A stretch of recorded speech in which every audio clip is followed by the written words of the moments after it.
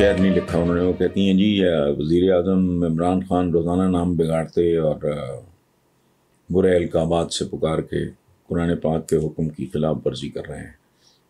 اور آج شیخ رشید نے ایک بار پھر بلاول کو بلو رانی کہہ کے اس کی تصدیق کی ہے.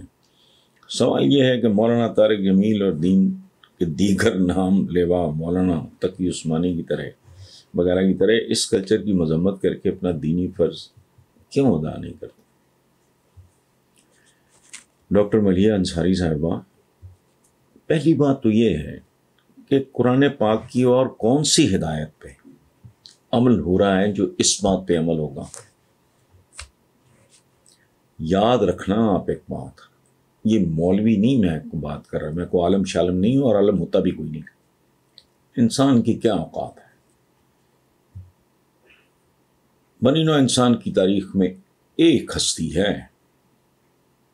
جو پورا فہم رکھتی تھی، باقی ہم تو بیچارے یہاں کی کس نے عالم علم ہونا ہے؟ شمس العلماء، آپ اندازہ لگائیں، شمس العلماء، سورج. یہ ہم لوگ مبالغے کرتے ہیں، شاعریاں کرتے ہیں، فضول بات ہے. جس کو یہ نہیں پتا کہ اس کا بلڈ گروپ، آپ ڈاکٹر ہیں آپ کو بہتر پتا ہوگا بیماری کیا ہے، اس کا بلڈ گروپ کون سا ہے، اس کے کمر پہ تل ہے یا نہیں ہے، اس کا لیور کس حالت میں ہے.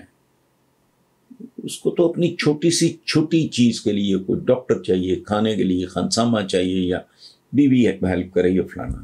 اور تم تو کپڑا اپنے بدن پہ پہننے والا خود نہیں بنا سکتے.